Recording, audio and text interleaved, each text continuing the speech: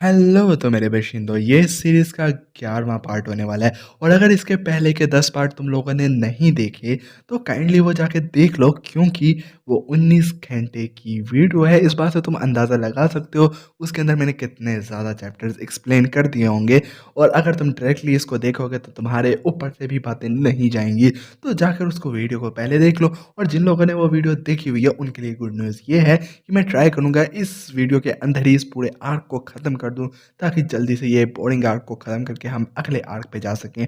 ख़ैर, let's start it. जैसा कि लास्ट वीडियो के एंड पर हमने देखा था, यंग चन ने अपनी ताकतों का गलत इस्तेमाल करते हुए पैंग के बीस्ट को पागल कर दिया होता है, जिस वजह से पैंग भी यंग चन पे गुस्सा करने लगता है, लेकिन उसकी कोई सुनता इससे पहले ही बीस्ट उसको उड़ा के बाहर फेंक देता है और वो बहुत बुरे तरीके से पटकता है।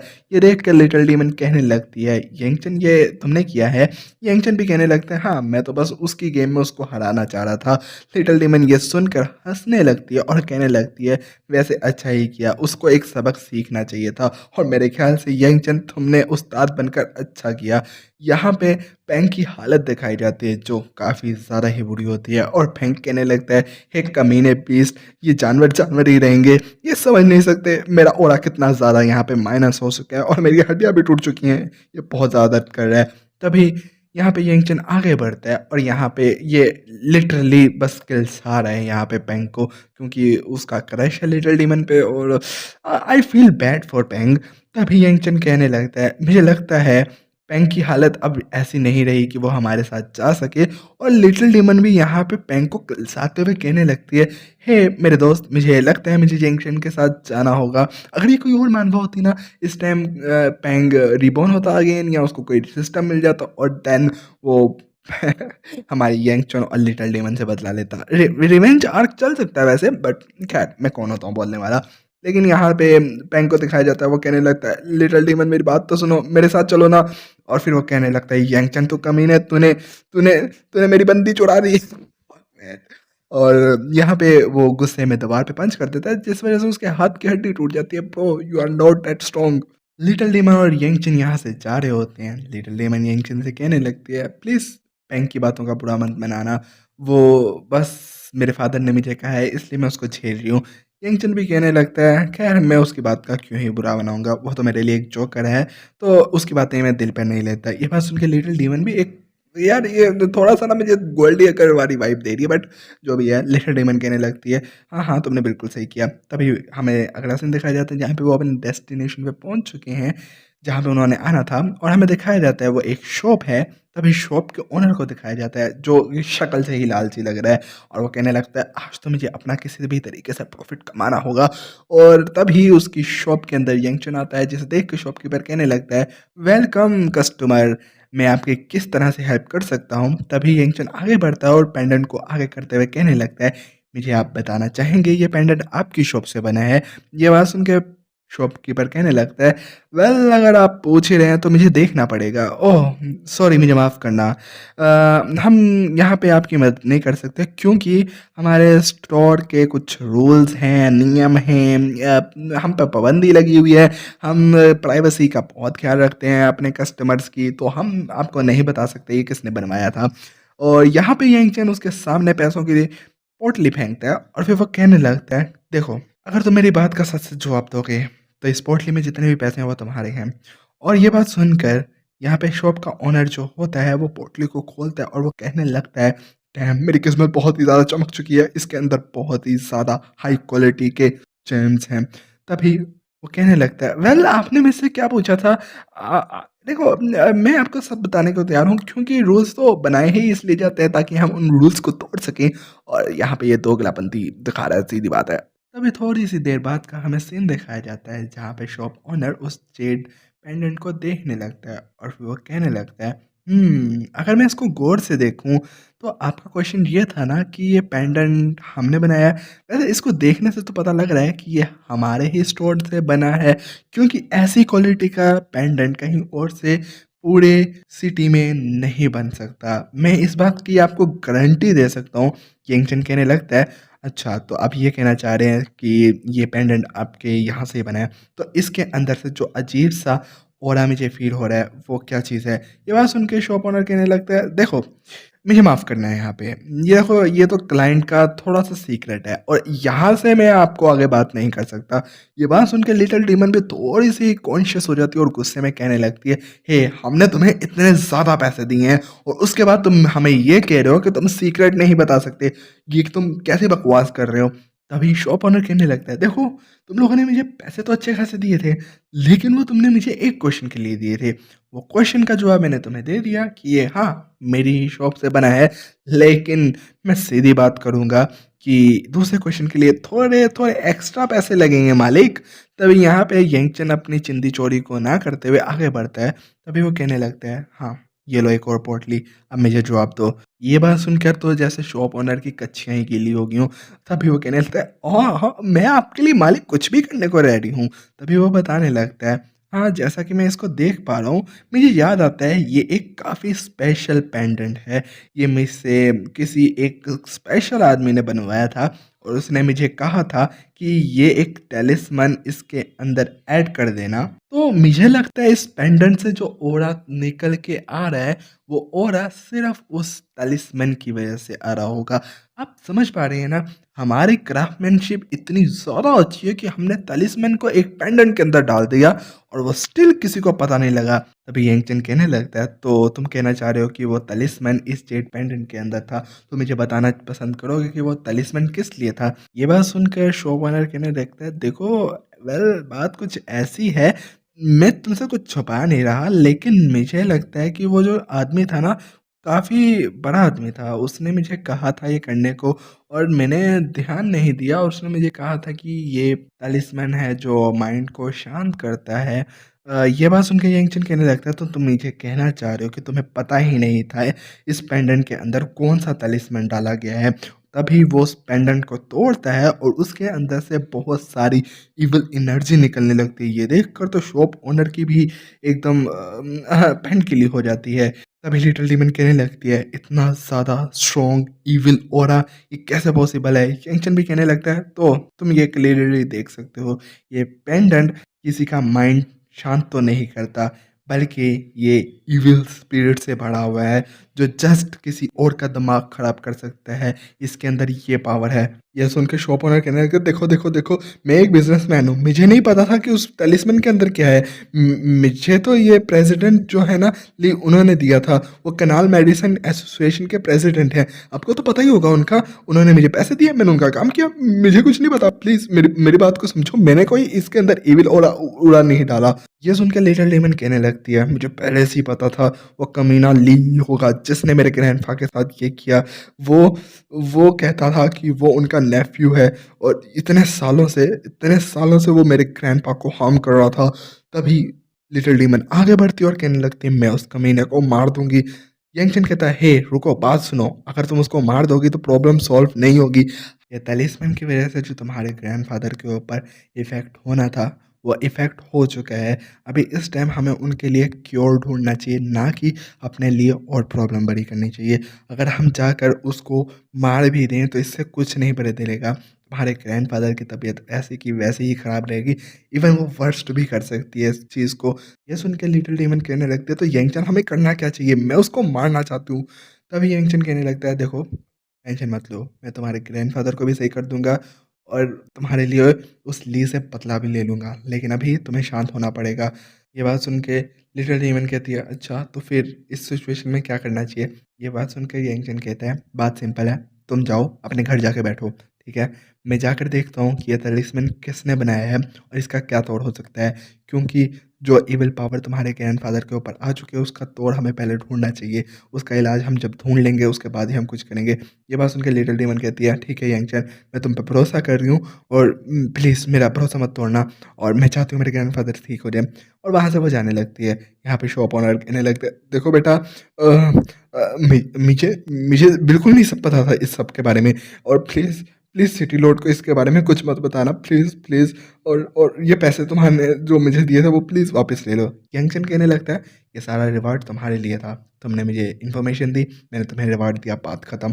और फिर वहाँ से जाने लगता है। शॉप ओनर कहने लगता है, "थैंक गॉड! मुझे तो लगा था आज मेरी खटिया खड़ी होने वाली है, मेरी शॉप बंद होने वाली है।"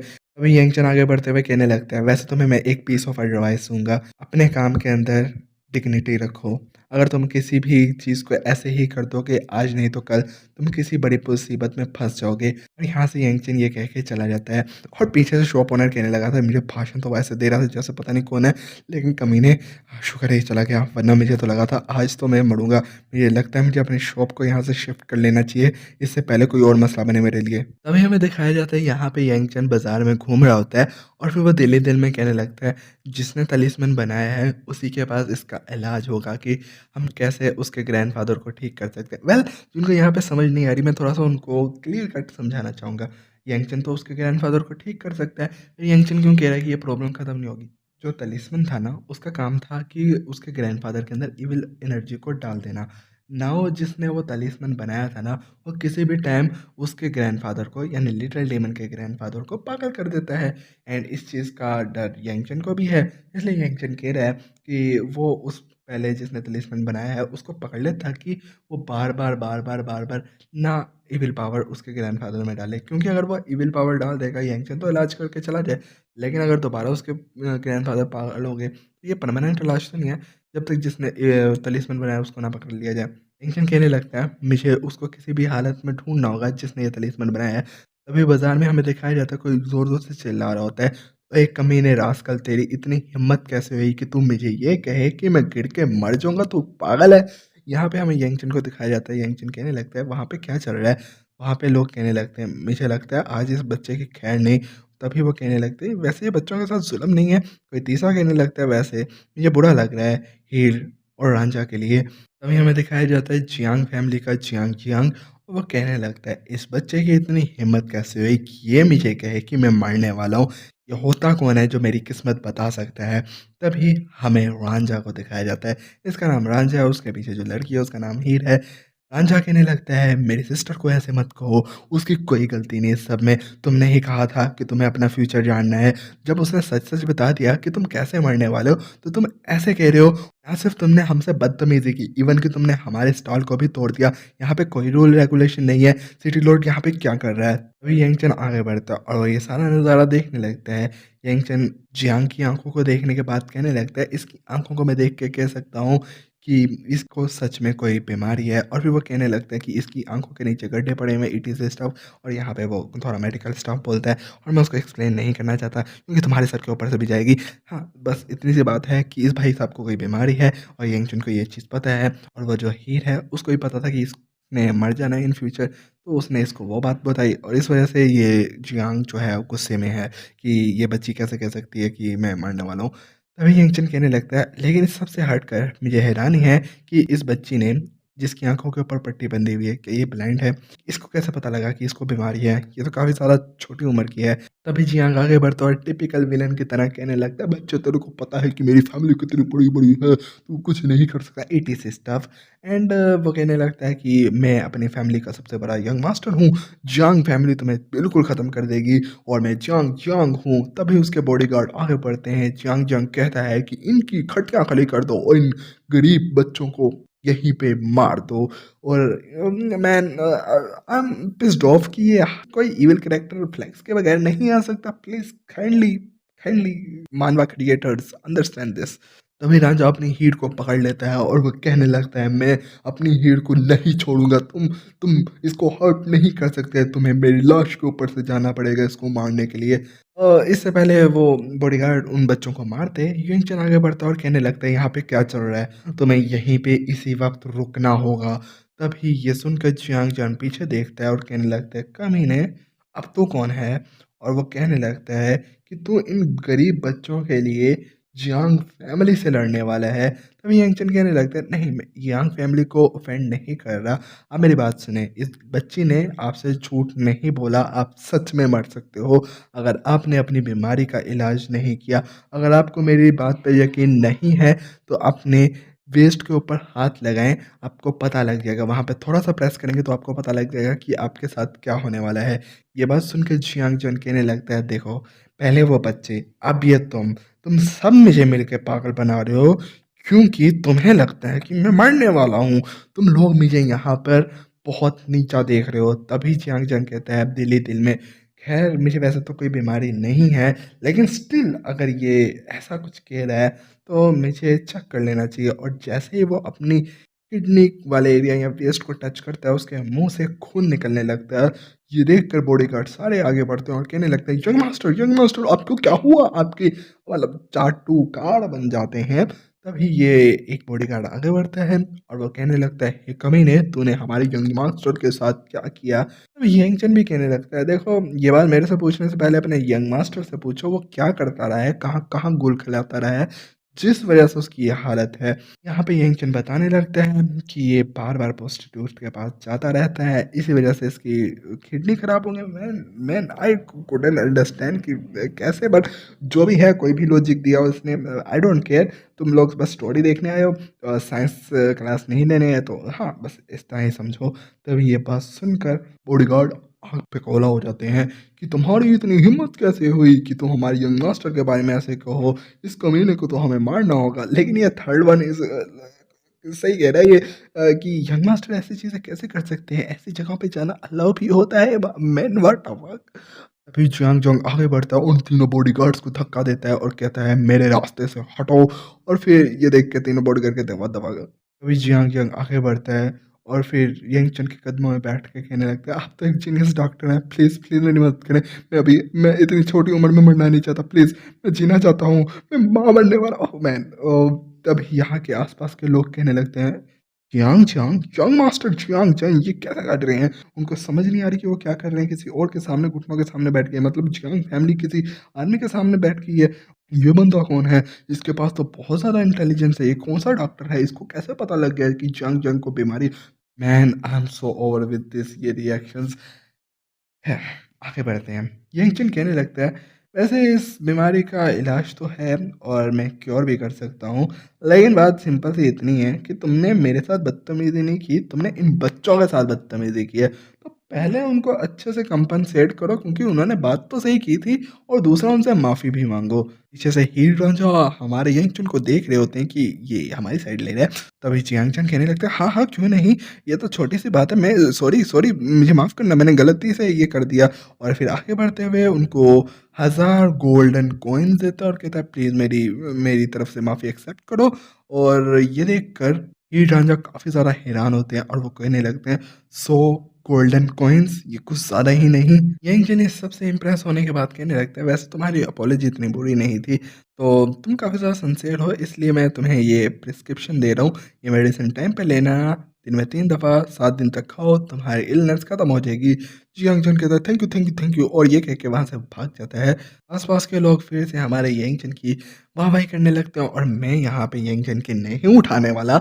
जिसने उठाने हैं वो कमेंट सेक्शन में इस टाइम पे लिख दे कि मैं उठाना चाहता हूँ यंगचन के। अगर कोई नहीं चाहता उठाना तो काइंडली आगे बढ़ते हैं इससे। तभी रांझा यंगचन के सामने झुक जाता है और वो कहने लगता है, मैं रांझा, मैं आपकी काइंडनेस को नहीं भूल सकता। आपने मेरे लिए वो किया है जो कोई नहीं कर सकता। आपने मेरी हीर को बचाया है। तभी यंगचन कहने लगता है, हे तुम एक प्राउड मेल हो। तुम अपनी हीर को बचाने के लिए आगे बढ़े रांझा। तुमसे तो सबको इंस्पायर होना चाहिए, तो तुम्हें घुटनों पे नहीं खड़े हो जाना चाहिए। ये सब सुनकर रांझा खड़ा होता है और कहने लगता है, आपकी बातों को मैं याद रखूँगा और मैं अपनी हीर को बचा के रखूँगा। तभी यंगचन आगे बढ़ता है और कहने लगता है, वैसे मैं हैरान हूँ कि तुम्हारी बहन ने जियांगचन की बीमारी को कैसे देख लिया? ये बात सुनकर रांझा कहने लगता है, हीर हीर ब्लाइंड ज़रूर है, लेकिन ये बहुत ज़्यादा ही शार्प माइंडेड है। आई डोंट नो कैसे, लेकिन हीर को सबका सब पता लग जाता है। और यहाँ पे ऑब्वियसली यंगचन को एक प्लॉट आर्मर मिल चुका है, जिस वजह से जो चीज़ अभी उसको समझ नहीं आ रही थी, वो कैसे करेगा, कैसे ढूँढेगा उस क्रिमिनल को जिसने ये सब कुछ किया है। अब वो हीर की मदद से ढूँढेगा उसको। यंगचन ये देखता है और हीर को देखता है और कहने लगता है, ये बच्ची काफ़ी ज़्यादा ही मुझे अलग लगती है और मैं शायद से उस तलिस्मन वाले आदमी को इस बच्ची की पावर से यूज़ करके ढूँढ सकता हूँ, इट इज़ स्टफ। तभी हीर कहने लगती है, आपने हमारा इतनी मुश्किल में हेल्प की, हीर आपकी इस मदद को कभी नहीं भूलेगी। यंगचन कहने लगता है, "ये बच्ची वैसे है भी अच्छी, क्या मुझे इससे पूछना चाहिए?" और फिर आगे बढ़ता है और फिर वो कहने लगता है, "वैसे मैं तुमसे कुछ पूछना चाहूँगा, क्या तुम हेवनली एलिक्सर एसोसिएशन में जाना चाहोगी?" ये बात सुनकर हीरो काफ़ी ज़्यादा हैरान होती है और कहने लगती है, "हेवनली एलिक्सर एसोसिएशन?" ये बात सुनकर रांझा कहता है, "आप एक अल्केमिस्ट हैं हेवनली एलिक्सर एसोसिएशन के अंदर?" यंगचन कहता है, "यप, मैं वहाँ का एक अल्केमिस्ट हूँ।" रांझा कहता है, "ये तो बहुत बड़ी बात है।" हीर कहने लगती है, "भाई, क्या हेवनली एलेक्सर कोई बहुत बड़ी चीज़ है?" रांझा आगे बढ़ता है और वो कहने लगता है, "तुम्हें पता है कि हम पैसे कमाने की क्यों कोशिश कर रहे थे? मैंने सोचा था जब हम इनफ पैसे जमा कर लेंगे तो हेवनली एलेक्सर एसोसिएशन में जाएँगे और तुम्हारी आँखों का इलाज करवाएँगे। हाँ, ये बहुत ज़्यादा अच्छी है। अगर मैं तुम्हें सिम्प्लीफाई करके बताऊँ, ये बहुत बड़ी एसोसिएशन है और हाँ, ये तुम्हारी आँखों का इलाज भी कर सकती है।" हीर कहने लगती है, "मुझे अपनी आँखों की फ़िक्र नहीं है, लेकिन अगर हमें वहाँ पे कोई बुली नहीं करेगा और हमारा फ्यूचर अच्छा होगा, तो मैं बहुत खुश हूँ इस बात को जानकर।" और यहाँ पे रांझा भी हमारे यंगचन के उठाने लगता है और कहने लगता है, "हमें इस हीरो को फ़ॉलो करना चाहिए, इसके होते हुए हमें कौन बुली कर सकता है? ये बहुत ज़्यादा ताकतवर है, इसने चियांग फैमिली को हरा दिया, उनको भागना पड़ा इसको देखकर।" It is stuff. यंगचन भी कहने लगता है, "डोंट वरी, मैं तुम्हें बचाऊँगा बच्चों।" यूज़ करने वाला है भाई तुम लोगों को। मुझे तो ये खुद इविल लग रहा है इस पिक्चर में। मॉन्स्टर से चूहान लग रहा है मुझे ये, मीठी चूड़ी। तभी हमारा सीन शिफ्ट होता है और हमें कनान मेडिकल एसोसिएशन का सीन दिखाया जाता है और man Kanan, what the fuck, कितने मुश्किल नाम हैं इनके। वेल, जिनको नहीं पता ये कौन-सी एसोसिएशन है, फॉर दोज़ उनको मैं बताना चाहूँगा, ये एसोसिएशन कॉम्पिटिटर है हेवनली एलिक्सर की, यानी लिटिल डीमन की जो एसोसिएशन है ना, उसकी कॉम्पिटिटर ये वाली एसोसिएशन है, जिन्होंने ये सारे कांड किए हैं, जिस वजह से लिटिल डीमन के ग्रैंडफ़ादर की तबीयत वगैरह इतनी सी खराब हो रही है। तो हाँ, हमें वहाँ पे प्रेज़िडेंट ली दिखाए जाते हैं, जो कहने लगते हैं, "मास्टर जी, आपने तो कमाल कर दिया। आपने उस बुड्ढे खूसट को उसकी औकात दिखा दी।" और ये किसकी बात कर रहा है? हाँ, लिटिल डीमन के ग्रैंडफ़ादर की बात कर रहा है। और फिर वो कहने लगता है, "अब मुझे लगता है हमें 2-3 दिन बाद फिर से उस चीज़ को यूज़ करना चाहिए, उस बुड्ढे फ़ॉक्स को पागल कर देना चाहिए।" ये बात सुन के वो मास्टर भी कहने लगता है, "वैसे मैं ऐसे काम नहीं करता, लेकिन ये तुमने मुझे कहा था और तुम्हारे फ़ादर के मेरे पर बहुत सारे फ़ेवर्स हैं, इसलिए मैंने तुम्हारी इन बुरे कामों में भी मदद की। ख़ैर, जैसे ही मेरा ये काम ख़त्म हो जाएगा, तो मैं आपको पहले ही बता रहा हूँ प्रेज़िडेंट ली, मैं ये सब कुछ छोड़ के यहाँ से चला जाऊँगा। मैं इतना रूथलेस इंसान नहीं हूँ जो ये सब कुछ करे और उसके बाद ऐसे एक्ट करे कि उसने कुछ गलत नहीं किया।" ये बात सुनकर प्रेज़िडेंट ली कहने लगता है, "मास्टर, आपको पता है ना, ये मैं क्यों कर रहा हूँ? क्योंकि उस बुड्ढे फ़ॉक्स ने मेरे बाप को मरने पे मजबूर किया था। मैं इस बात का बदला लूँगा। मैं उस बात को कैसे भूल सकता हूँ? उस कमीने ने जो कुछ किया था, वो सब तभी ठीक होगा जब वो मर जाएगा। उससे मेरा बदला पूरा होगा।" ये बात सुनकर वो मास्टर कहने लगता है, "तुम मुझसे बदला लोगे, कोई फिर तुमसे बदला लेगा और ये कभी चीज़ खत्म नहीं होने वाली।" इसी टाइम वहाँ से भागता हुआ एक आदमी आता है और कहने लगता है, "मास्टर, मास्टर, एक बहुत बुरी न्यूज़ है।" ये बात सुन के प्रेज़िडेंट ली कहने लगता है, "क्यों? अब क्या हो गया?" ये बात सुनकर वो बंदा नीचे झुकता है और कहने लगता है, "मेरी इन्फॉर्मेशन के हिसाब से हमें पता लगा है, प्रेज़िडेंट फ़ॉक्स की कंडीशन स्टेबल हो चुकी है।" प्रेज़िडेंट ली कहने लगता है कि, "ये कैसे पॉसिबल है? यहाँ पे हमारे साथ ये मास्टर बैठे हुए हैं, मास्टर ज़ी, तुम उन पे कैसे शक कर सकते हो? उन्होंने बहुत कुछ किया है ईटीसी स्टफ़।" और मैं एक्सप्लेन भी नहीं करना चाह रहा, इनका ब्लफ़ ही इतने लंबे-लंबे पैरा पर है, मैं सोच रहा हूँ कि व्हाट द फक, इतनी तो इमेजेस नहीं है जितने ये पैरा लिखे हुए हैं। इसी टाइम वो बंदा कहने लगता है, हेवनली एलेक्सर एसोसिएशन के अंदर जितने भी हमारे सिपाहीज़ थे, उन्होंने बताया वहाँ पे एक जीनियस डॉक्टर आया और उसने 1 दिन के अंदर ओल्ड फॉक्स की तबीयत को बिल्कुल ठीक कर दिया। प्रेज़िडेंट ली ये सुनकर एकदम गुस्से से पिसने लगता है और वो कहने लगता है, "कैसे? मेरा इतना अच्छा प्लान जो मैंने इतने सालों से बना रखा था, वो ऐसे कैसे खराब हो सकता है?" ये बात सुन के मास्टर जी कहने लगते हैं, "मैं ये बात सुनकर काफ़ी ज़्यादा हैरान हुआ हूँ, क्योंकि मेरी तकनीक को काउंटर अटैक करना ये बहुत बड़ी बात है। दुनिया में कुछ चुनिंदा लोग ही होंगे जो ये कर सकते हैं। मैं उनको अपनी हाथों की उँगलियों पे गिन सकता हूँ, वो इतने कम लोग हैं।" ये बात सुनकर प्रेज़िडेंट ली कहने लगता है, "आप अपने हाथों पे गिन सकते हैं? इतने कम?" मास्टर जी कहने लगते हैं, "तो तुम मुझे बताना पसंद करोगे वो कौन हो सकता है?"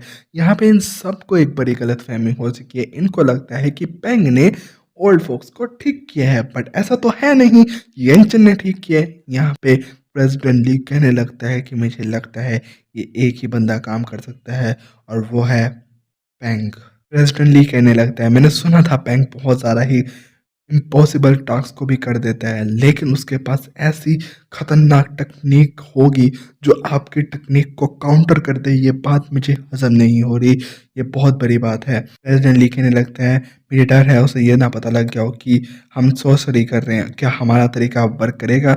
मास्टर जी कहने लगते हैं, देखो सीधी बात है कि उन्होंने उसका इलाज किया हो, ना किया हो, जैसा कि मैंने तुम लोगों को पहले बताया था, वो इलाज करें, ना करें, जो करें इविल पावर उसके ओल्ड फादर के अंदर आ चुकी है। तो ये यहाँ से बैठे उनको कंट्रोल कर सकते हैं। वो ठीक भी हो जाएँ तब भी वो ठीक नहीं है क्योंकि ये यहाँ से कठपुतली की तरह उनको कंट्रोल कर सकते हैं। यही बात ये बुड्ढा बताने लगता है जिसको सुनकर प्रेज़िडेंट ली बहुत ज़्यादा खुश हो जाता है और वो कहने लगता है तो इसका मतलब है वो ओल्ड फॉक्स की डेथ कन्फर्म है।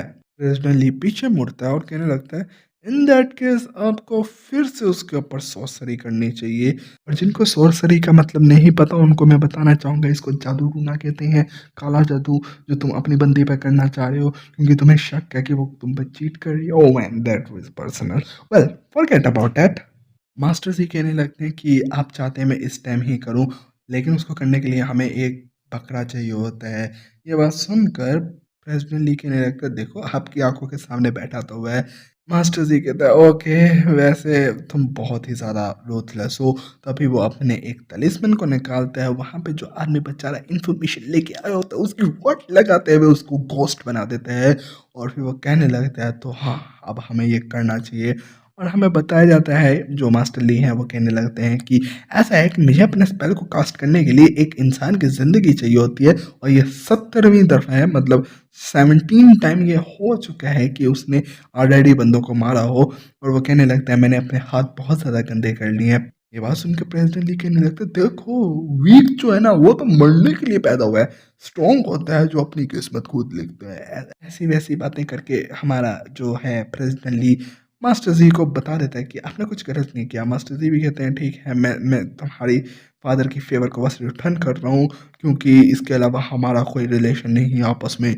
वेल तभी हमारा सीन शिफ्ट होता है और हमें दिखाया जाता है यहाँ पे यंग चन को जो उन दोनों बच्चों को हेवनली एसोसिएशन के अंदर लेके आ चुका होता है, जहाँ पे लिटिल फॉक्स डीमन कहने लगती है ये 2 बच्चे कौन हैं? तभी यंगचन कहने लगता है कि ये मेरे साथ आए हैं। लिटिल डीमन कहने लगती है ये तुम्हारे इल्लीगल बच्चे तो नहीं है? तुमने जो आस-पास की औरतों में किया हूँ। यंगचन कहने लगता है मैं तुम्हें इतना बुरा लगता हूँ? लिटिल डीमन कहती है हाँ, तुम मुझे लगते तो हो लेकिन तुम्हारी उम्र इतनी ज़्यादा नहीं लग रही और ये बच्चे 10-10 साल से ऊपर के लग रहे हैं। तो हाँ, ठीक है तुम्हारा चांस नहीं है कि तुम इतनी जल्दी बच्चे कर सको। तभी यंगचन कहने लगता है हे रांझा तुम अंदर आ जाओ। तभी वो बताने लगता है कि ये लिटिल फॉक्स डीमन है और ये हेवनली एलिक्सर एसोसिएशन की प्रेसिडेंट है और इसका नाम लिटिल फॉक्स डीमन है। इट इज स्टफ एंड ये सुनकर जो रांझा है दिल्ली दिल में कहने लगता है कि ब्रदर यांग कितनी बड़ी चीज़ है कि वो प्रेसिडेंट लिटिल फॉक्स डीमन को भी जानते हैं जो हेवनली एलिक्सर एसोसिएशन की प्रेसिडेंट और जी जैसे आपस में बातें कर रहे थे ऐसे लग रहा था कि ये बहुत अच्छे दोस्त हैं। इनकी असल में आइडेंटिटी क्या है, ये कौन है, क्या है, इट इज़ स्टफ। तभी वो आगे बढ़ता है और कहने लगता है मेरा नाम है रांझा और मैं आपसे मिलकर बहुत खुश हुआ। तभी रांझा आगे बढ़ता है और कहने लगता है मेरा नाम रांझा है और मैं आपसे मिलकर बहुत खुश हुआ प्रेसिडेंट। लिटिल फॉक्स नीमन आगे बढ़ती है और कहने लगती है हे तुम्हारा नाम क्या है? हीर बताने लगती है कि मैं हीर हूँ और मैं रांझा की छोटी बहन हूँ। तभी लिटिल फॉक्स टिमन भी कहने लगती है वाओ तुम कितने क्यूट हो और साथ साथ स्मार्ट भी हो। तभी वो आगे बढ़ती है और कहने लगती है लेकिन तुम्हारी आंखों को क्या हुआ?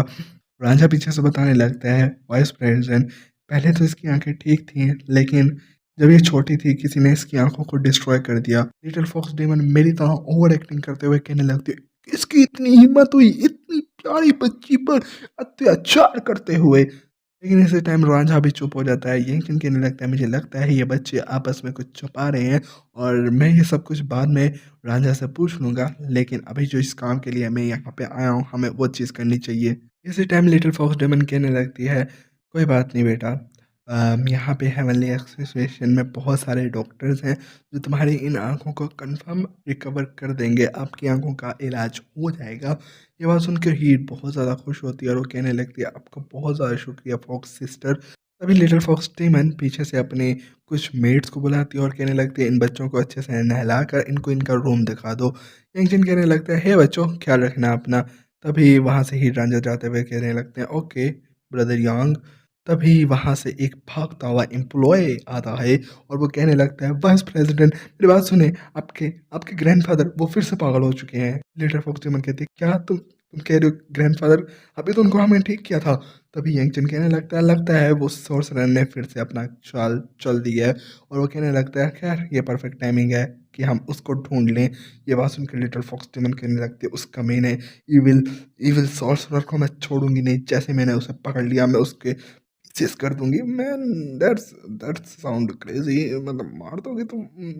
अभी यंगचन कहता है, "ख़ैर खुद को अभी शांत करो, अभी हमें जाना है और यहाँ पे जो तुम्हारे ग्रैंडफ़ादर हैं उनको हमें ठीक करना होगा।"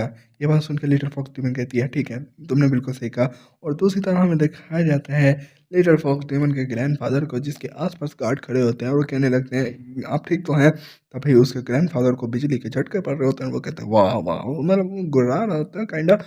तभी ये देखकर वहाँ के आस-पास के जितने भी गार्ड हैं, I don't know what the fuck are trying to do, maybe उसको काबू करने की कोशिश कर रहे हैं, लेकिन इसी टाइम उसके ग्रैंडफ़ादर एक बीस्ट में बदल जाते हैं। लौंडा गबरू जवान बन चुका है और आस-पास के तीनों गार्डों को उड़ा चुका है। तभी वो चिल्लाते हुए कहता है, मुझे खून चाहिए।" और यहाँ पे यंगचन आता है, उन बॉडीगार्ड्स को बचाता है और कहने लगता है, अब तुम्हें रुक जाना चाहिए। और हमारे ग्रैंडफ़ादर को एक मुक्का मारता है और वो पान की चिंगारी मारते हुए कहने लगते हैं कि मैं स्ट्रिंग नहीं पीऊँगा, मैं चौपड़ी नहीं हूँ, और वो दूर जाके गिर जाते हैं। तभी यंगचन कहने लगता है, मुझे माफ़ करना मैं थोड़ा लेट हो गया। वो गार्ड भी कहने लगते हैं, नहीं आपने तो हमारी जान बचाई है, और ये भी उठाने लगते हैं यंगचन के। हर कोई यंगचन को क्यों उठा रहा है भाई? Please, I am too much over from this. लेकिन यहाँ पे ऑब्वियस ग्रैंडफ़ादर ने स्ट्रिंग पी ली है, इस वज़ह से उनके अंदर बहुत ज़्यादा पावर आ चुकी है और वो कहने लगते हैं, ड्यू ना पिया तो क्या जिया। और यहाँ पे जो लिटिल फॉक्स डीमन है वो कहने लगते हैं, ग्रैंडफ़ादर मैं तुम्हें बचा लूँगी। ये बहुत ओवर ड्रामेटिक ड्रामा करने की कोशिश की गई है, but I can't feel any emotion here. अभी यंगस्टर आगे बढ़ता है और कहने लगता है, तुम्हें आगे नहीं बढ़ना चाहिए, वो तुम्हारे ग्रैंडफ़ादर नहीं रहे अब, वो तुम्हें रिकॉग्नाइज़ नहीं कर सकते, अभी उनको हमें पहले ठीक करना होगा। ये बात सुनकर लिटिल फॉक्स डीमन कहती है, लेकिन मैं ग्रैंडफ़ादर को ऐसे नहीं छोड़ सकती। ग्रैंडफ़ादर कह रहा होता है, ड्यू ना पिया तो क्या जिया, मुझे खून चाहिए बे। और यंगचन आगे बढ़ता है और कहने लगता है, ये सब तुम मुझ पे छोड़ सकती हो, मैं तुम्हारे ग्रैंडफ़ादर को बचा लूँगा। और वो यंगचन जो अपनी नीडल्स वाली पावर है वो ग्रैंडफ़ादर के माथे पे मार कर फिर से उनको ठीक कर देता है और कहने लगता है, इविल पावर बाहर निकल आओ, आबराकडाब्रा, गिलिगिली छू। और हमें दिखाया जाता है ग्रैंडफ़ादर से वो जो इविल स्पिरिट निकल के आती है वो यंगचन के हाथ में आ चुकी होती है और यंगचन कहता है, फाइनली मैंने इसको पकड़ लिया। कहने लगता है, खैर ये अच्छी टाइमिंग है, अब मुझे उस सोर्सरर की लोकेशन मिल जाएगी और अब उस सोर्सरर को हम छोड़ेंगे नहीं। और यहाँ पे जो ग्रैंडपा होते हैं वो ठीक हो चुके हैं। यहाँ पे लिटिल फॉक्स टीमन आगे बढ़ती है और कहने लगती है, यंगचन मेरे ग्रैंडफ़ादर ठीक हो चुके हैं। यंगचन कहने लगता है, हाँ, वो बस थोड़े से एग्ज़ॉस्ट हो चुके हैं, उन्होंने अपनी ताकत को कुछ ज़्यादा ही यूज़ कर लिया है, इसलिए उनको थोड़ी सी रेस्ट की ज़रूरत है। ये बात सुन के लिटिल फॉक्स टीमन कहती है कि उन जो बॉडीगार्ड है उनसे कहती है कि तुम इनका ख्याल रखो। बॉडीगार्ड भी कहते हैं, ठीक है, ओके, ओके मैम। तभी लिटिल फॉक्स टीमन आगे बढ़ती है और कहने लगती है, यंगचन जैसा कि तुमने कहा था कि तुम उस सोर्सरर की लोकेशन ढूँढ लोगे और हमारे पास मौका होगा कि हम प्रेज़िडेंट ली को रंगे हाथों पकड़ लेंगे। यंगचन कहता है, हाँ, अब हम उस पर्सन को ढूँढ लेंगे जिसने ये सब कुछ किया होगा, लेकिन उसके लिए हमें एक और आदमी को अपने साथ लेके जाने की ज़रूरत पड़ी होगी। ये बात सुन के लिटिल फॉक्स डीमन कहने लगती है, किसकी बात कर रहे हो तुम? यंगचन कहता है, ऑब्वियस हीर की बात कर रहा हूँ मैं। दूसरी साइड मास्टर ज़ी अपनी पावर्स का गलत इस्तेमाल करते हुए ग्रैंडफ़ादर को पागल करने की कोशिश कर रहे थे। प्रेज़िडेंट ली भी मास्टर ज़ी को देखकर कहने लगते हैं, आपकी सॉर्सरी बहुत ज़्यादा ही कमाल है, और वो कहने लगते हैं कि आप हमेशा ही कामयाब होते हैं। मास्टर ज़ी भी कहने लगते हैं, तुमने बिल्कुल सही कहा, इस टाइम वो बूढ़ा बहुत ज़्यादा ही पागल हो चुका होगा। और ये बात सुन के प्रेज़िडेंट ली कह के लगा के हँसने लगते हैं और वो कहने लगते हैं, तुमने बहुत ज़्यादा ही अच्छा काम किया। मैं डेफ़िनेटली बहुत ज़्यादा खुश हूँ कि वो जब बूढ़ा मरेगा, तभी मास्टर ज़ी के मुँह से खून निकलने लगता है और वो कहने लगते हैं, व्हाट द फक? प्रेज़िडेंट ली कहने लगता है, मास्टर जी आप ठीक तो हैं? क्या हुआ? तभी मास्टर जी कहने लगते हैं, मुझे लगता है प्रेज़िडेंट ली थोड़ी-सी मुश्किल आने वाली है। जिस बंदे ने इस दफ़ा मेरी सॉर्सरी को पकड़ा है, वो कमीना इधर ही आ रहा है मुझे लगता है और उसने मेरे घोस्ट को पकड़ लिया है और उसको पता लग गया है हमारी लोकेशन का। इंस्टेंटली कहने लगता है, तो वो हमें ढूँढ लेगा। मास्टर जी कहते हैं, "नहीं, ऐसा कुछ नहीं होने वाला। डोंट पैनिक, बस मुझे अपना बॉडीगार्ड बना लो कुछ टाइम के लिए।" तभी थोड़े टाइम बाद का सीन दिखाया जाता है, जहाँ पे लिटिल डीमन आ चुकी होती है और वो कहने लगती है, "प्रेज़िडेंट ली, मैं तुम्हारे घर में आ चुकी हूँ। अपने बिल से बाहर निकल कर आओ।" तभी प्रेज़िडेंट आगे बढ़ते हुए कहने लगता है, "वैसे तुमने ये बिल्कुल अच्छा नहीं किया। अगर तुमने अंदर ही आना था तो दरवाज़े से आती। ये दरवाज़ा तोड़ के आने की क्या बात है? तुम्हारे फ़ादर के साथ मेरे अच्छे रिलेशन है, इसका मतलब ये नहीं है कि तुम अपनी पावर का गलत इस्तेमाल करो।" ये बात सुनकर लीडर फ़ॉक्स-डैमन कहती है, "स्टॉप! तुम ऐसी बातें मत करो। तुम अच्छे बनने की एक्टिंग कर रहे हो सिर्फ़ और मुझे पता लग गया है, जो सॉर्सरी तुम मेरे ग्रैंडफ़ादर के ऊपर कर रहे हो ना और वो तो तुम्हारे साथ इतने अच्छे थे और तुमने ऐसा क्यों उनके साथ?" प्रेज़िडेंट ली कहने लगता है, "हे लिटिल फ़ॉक्स डेमन, किस बारे में बात कर रहे हो?" लिटिल फ़ॉक्स डेमन कहने लगती है, "अब भी तुम एक्टिंग करोगे? अब हमें पता लग चुका है कि तुमने सारी सॉर्सरी की थी और ये सब कुछ तुम्हारा किया गया है।" प्रेज़िडेंट ली कहने लगता है, "सॉर्सरर? देखो मेरे आस-पास सिर्फ़ मेरे बॉडीगार्ड हैं, तो मुझे नहीं लगता यहाँ पे कोई सॉर्सरर हो सकता है और अगर सॉर्सरर होता भी, फिर मैं ऐसा लगता हूँ जो तुम्हारे ग्रैंडफ़ादर के साथ ऐसा कुछ करेगा। मैं एक बिज़नेसमैन हूँ, मैं एक सॉर्सरर को क्यों ही रखूँगा और किसी बुरे इंटेंशन के साथ।" लीडर फॉक्स डेमन कहने लगती है, "प्रेज़िडेंट ली, तुम अपनी गलती को क्यों नहीं मान रहे? तुम अभी भी झूठा बनने की एक्टिंग क्यों कर रहे हो?" प्रेज़िडेंट ली कहने लगता है, "लिटिल फॉक्स डेमन, देखो मैं तुम्हारा सीनियर हूँ, मैं बहुत अच्छे से बात कर रहा था तुमसे, अब तुम अपनी औकात से बाहर जा रही हो। मेरे तुम्हारे ग्रैंडफ़ादर और तुम्हारे फ़ादर के साथ अच्छे रिलेशन है, इसलिए मैं तुम्हें अब तक माफ़ कर रहा हूँ।" लिटिल फॉक्स डेमन कहने लगती है, "तुम्हारी तुम्हारी इतनी हिम्मत भी कैसे हुई कि तुमने मेरे ग्रैंडफ़ादर के साथ ऐसा कुछ किया?" तभी यंगचन आगे बढ़ता है और कहने लगता है, "ये सब कुछ मुझ पे छोड़ दो मैन, मैन ये फ्लेक्स करने का कोई मौका नहीं छोड़ता।" लिटिल फॉक्स डेमन भी यंगचन से कहने लगती है, "हाँ, मैं अब तुम्हारी ही सुनूँगी।" ये देख कर प्रेज़िडेंट ली कहने लगता है, "लिटिल फॉक्स डेमन एक इंसान की बातें मान रही है, काफ़ी काफ़ी अजीब है, ये कौन है?" यंगचन आगे बढ़ता है और कहने लगता है, "प्रेज़िडेंट ली, तो आप कहना चाह रहे थे यहाँ पे कोई सोर्सरर नहीं है, तो कोई बात नहीं, हम बस चेक कर लेते हैं।" तभी प्रेज़िडेंट ली कहने लगते हैं, "क्या ये वही बंदा है जिसने मास्टर जी को ढूँढ लिया और उनके सारे ट्रिक्स को पकड़ लिया?" तभी यंग चेन जिस क्रिस्टल के अंदर उसने घोस्ट को कैद किया होता है, वही हीर को देता है और कहने लगता है, "हीर, तुम यहाँ पे देखो और मुझे बताओ कि यहाँ पे इस घोस्ट का किसके साथ कनेक्शन है?" तभी हीर कहती है, "ओके भाई, मैं इसको एक ट्राई दे सकती हूँ।" और हमें दिखाया जाता है हीर के अंदर से पावर निकलने लगती है, जिसे देखकर प्रेज़िडेंट ली के कदमों के नीचे से ज़मीन निकल जाती है, क्योंकि उसको पता लग चुका है भाई उसकी तो वाट लगने वाली है। तो वो कहने लगता है कि मैं इस चीज़ को ज़्यादा देर नहीं बढ़ने दे सकता। तभी वो आगे बढ़ता है और कहने लगता है, "तुम्हारी इतनी हिम्मत कैसे हुई कि तुम मेरी एसोसिएशन में आओ और बिना परमिशन यहाँ पे तमाशा करो? मैंने कहा यहाँ से निकलो।" ये देखकर लिटिल फॉक्स डीमन कहती है, "हीर ध्यान से।" तभी यंगचर आगे बढ़ता है और हीर को बचा लेता है प्रेज़िडेंट ली से और फ्लेक्स करते हुए कहने लगता है, "प्रेज़िडेंट ली, मुझे लगता है कि तुम्हें बहुत ज़्यादा डर है कि तुम पकड़े जाने वाले हो।"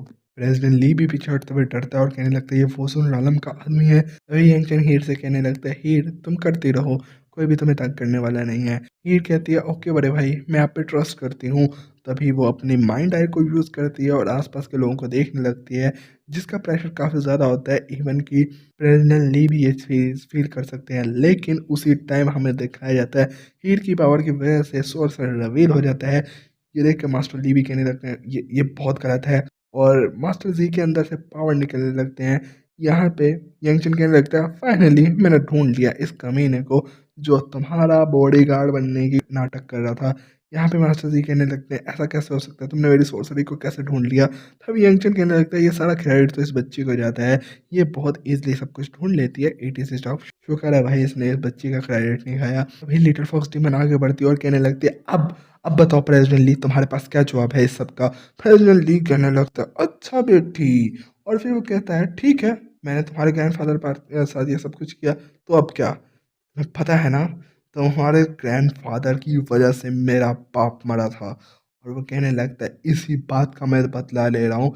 ये बात सुनकर लिटिल फॉक्स डीमन कहने लगती है, तुम ऐसा कैसे कह सकते हो मेरे ग्रैंडफ़ादर के बारे में? वो हमेशा तुम्हारे साथ इतना अच्छा थे, इट इज़ स्टफ।" और यहाँ पे वो ब्ला, ब्ला, ब्ला, ब्ला स्टफ चल रहा होता है कि मेरा ग्रैंडफ़ादर इतना अच्छा था कि मेरे ग्रैंडफ़ादर ने तुम्हारे साथ इतना अच्छा सलूक किया, इतना अच्छा सलूक किया, तुम्हारे बाप के साथ भी अच्छा सलूक किया, लेकिन तुम कैसे निचली नाली के कीड़े हो? प्रेसिडेंट ली भी कहने लगते हैं, "बच्चे तुझे कुछ नहीं पता, तुझे तो ये भी नहीं पता मेरा बाप किस वजह से मरा था।" और फिर वो कहने लगता है, "तुम्हारी पूरी फैमिली को मैं मारना चाहता था, लेकिन मैंने नहीं मारा क्योंकि मैं दरिया दिल इंसान हूँ। मैं सिर्फ़ उससे बदला ले रहा हूँ जिसने मेरे बाप को मारा था।"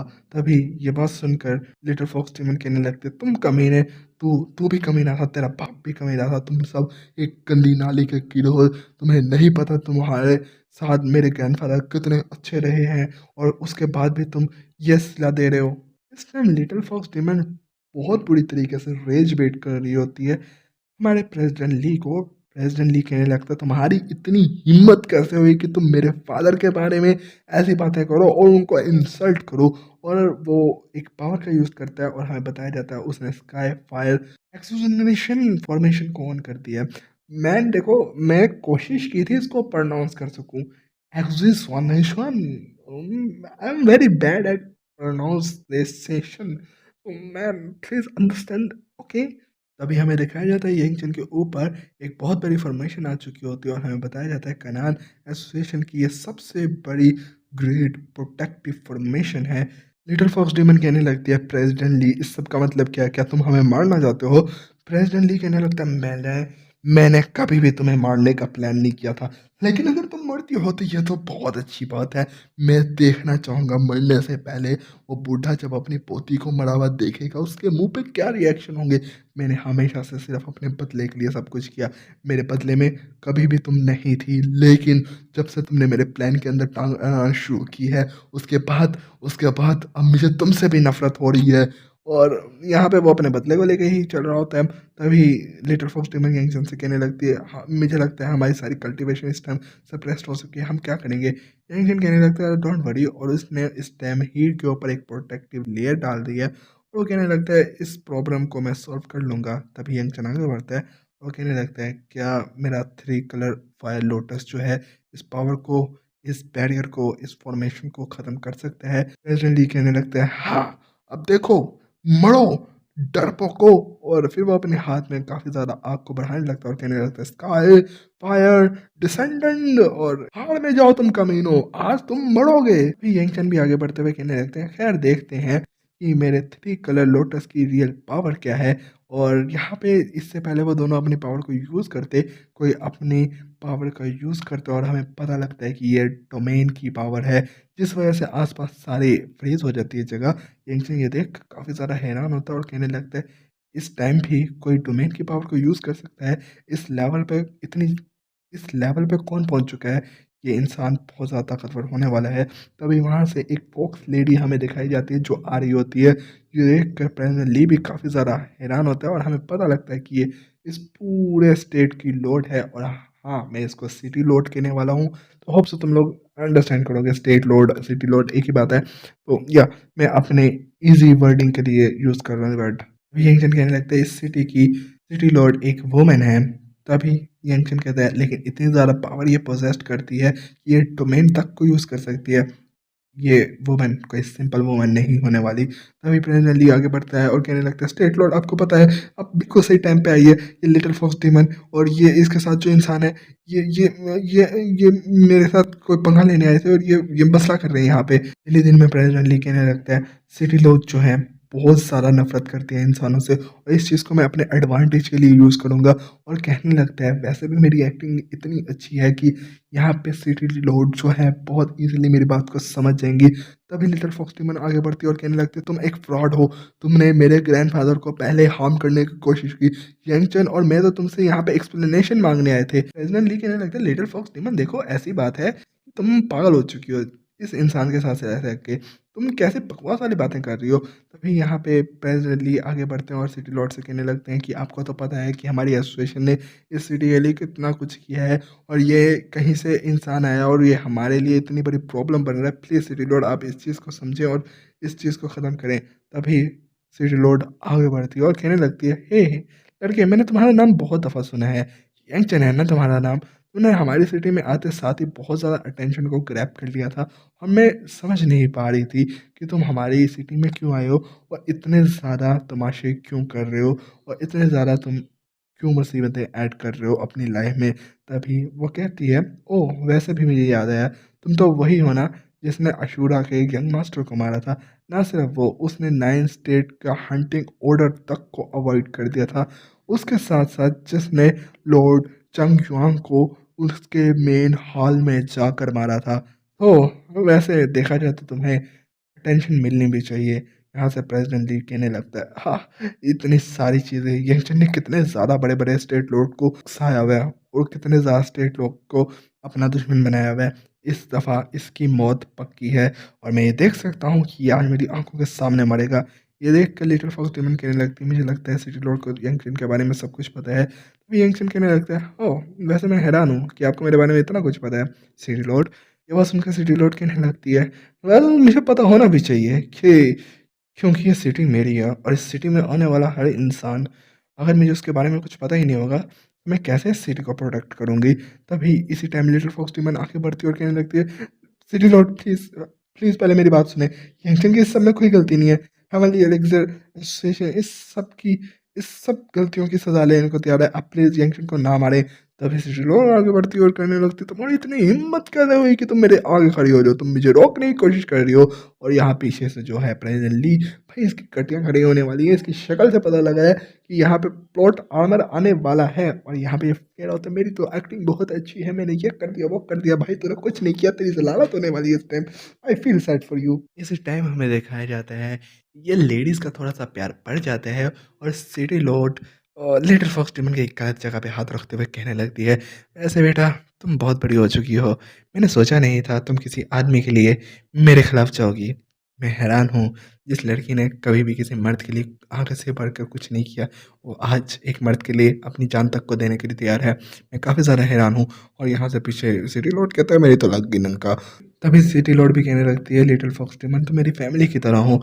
तुम किसी को बचाना चाहती हो तो मैं एज़ अ फैमिली तुम्हारी मदद ही करूँगी। लिटिल फॉक्स डेमन कहती है, आप तो बहुत अच्छी हैं। तभी लिटिल फॉक्स डेमन कहने लगती है, यंगचन तुम्हें सिटी लॉर्ड का शुक्रिया अदा करना चाहिए। यंगचन कहने लगता है, आपका बहुत-बहुत शुक्रिया, आपने हम पे रहम खाया। सिटी लॉर्ड कहने लगती है, यंगचन वैसे आई थिंक सो तुम्हें पहले से ही पता होगा कि मैं तुम्हें मारने वाली नहीं हूँ। यंगचन कहता है, ऑब्वियस मुझे पहले से ही पता था क्योंकि आपकी बॉडी में से 1% का भी किलिंग इंटेंट नहीं निकल रहा था। सिटी लॉर्ड कहने लगती है, काफ़ी ज़्यादा इंटरेस्टिंग है। अगर तुम्हें पता था कि मैं तुम्हें नहीं मारने वाली, तो तुमने मुझे शुक्रिया अदा क्यों किया अभी कि मैंने तुम पे रहम खाया? यंगचन कहने लगता है, देखो मैं ऐसा इंसान हूँ कि मैं ज़रा लड़ाइयों में नहीं पड़ता और अगर आपको थैंक यू कह के हमारा रिश्ता अच्छा बन रहा है, हम दुश्मन बनने की जगह, तो मैं आपको थैंक यू 10 दफ़ा भी कहना पसंद करूँगा। ये बात सुनकर सिटी लॉर्ड हँसने लगती है और कहने लगती है, वाओ!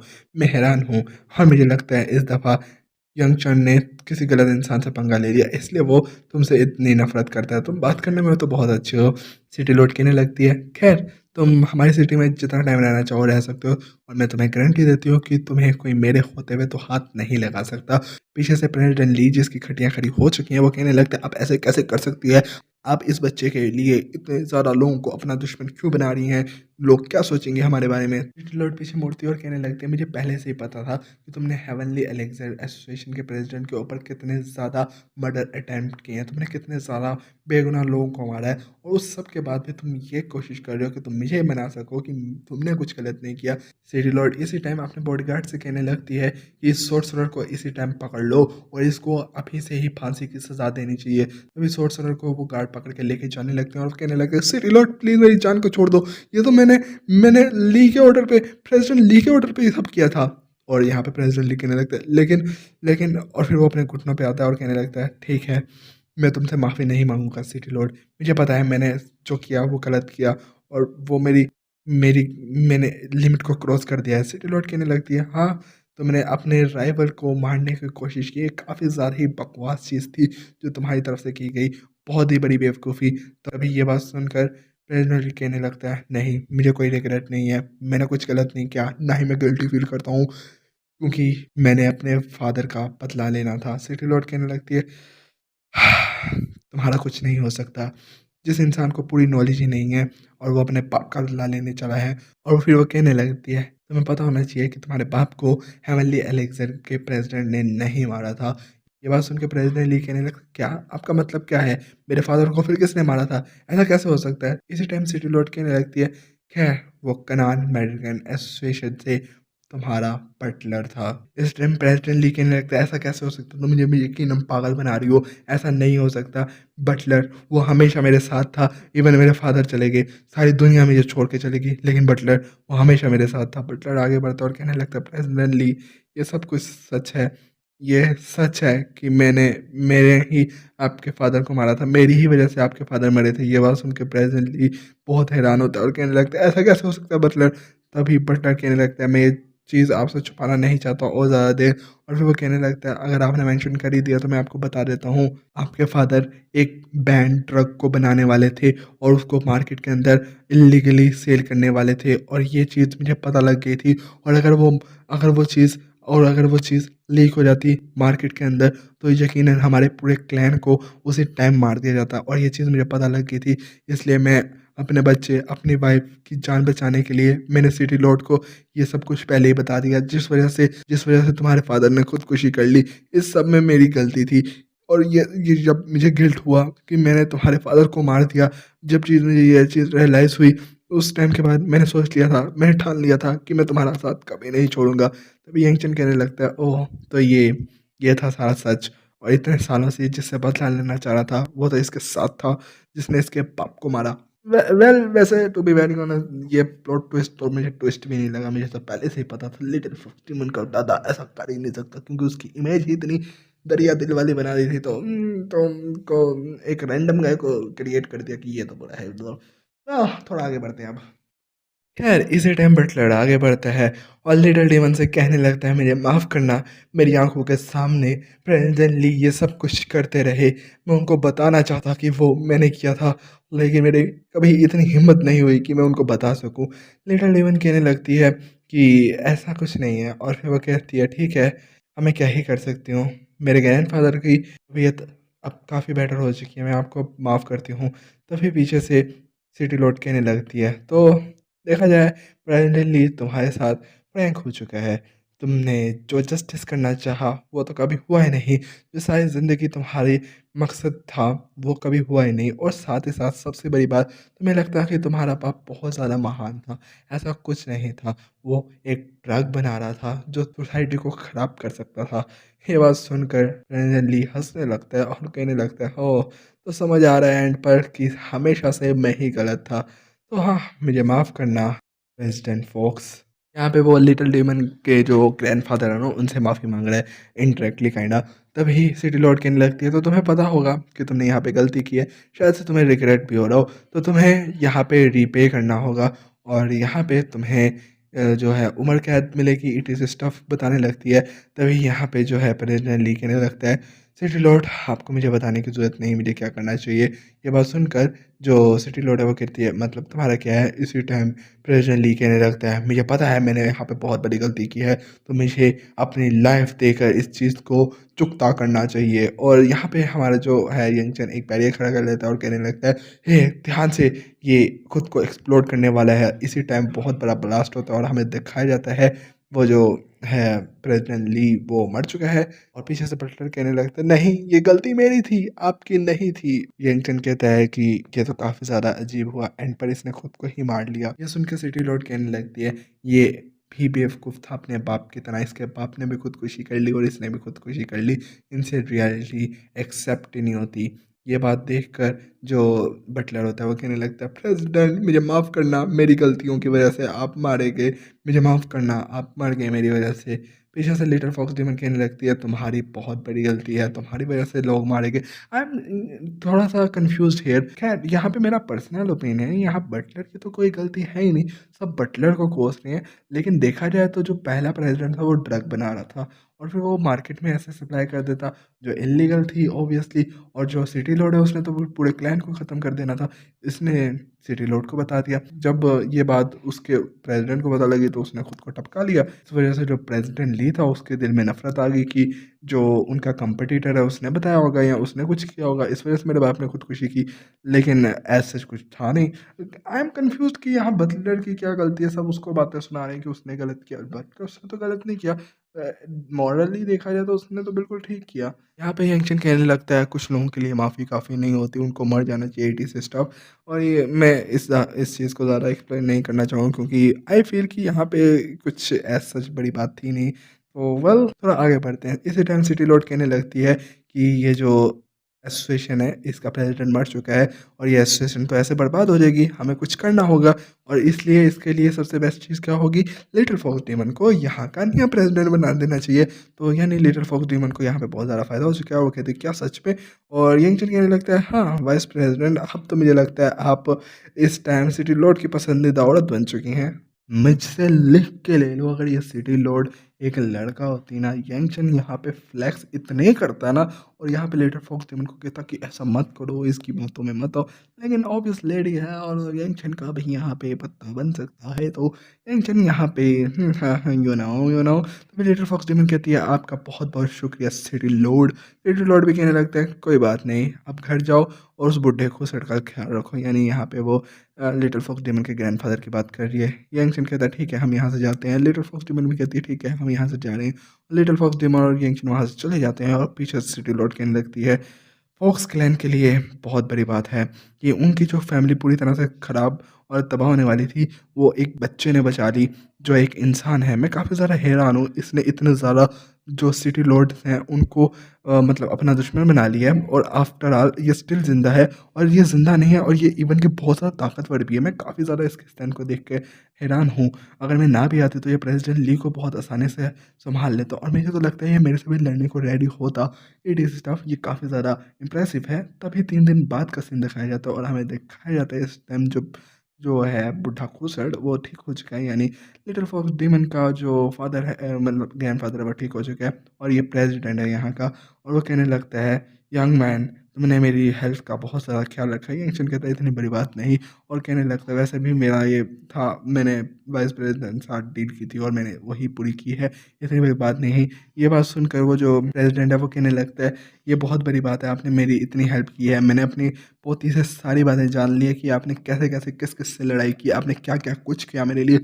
यहाँ पे फिर से इनके गुन गाने लगा है। ख़ैर इसी के साथ ही ये आर्क ख़त्म होती है और यहाँ से यंगचन की न्यू आर्क शुरू होगी और होप सो तुम्हें ये वीडियो अच्छी लगी हो और next video I think so 1 या 2 दिन में आ जाएगी। इस वीडियो पे टारगेट रखते हैं 100 लाइक का, होप सो तुम लोग कर दोगे जल्दी। बाकी बाय-बाय।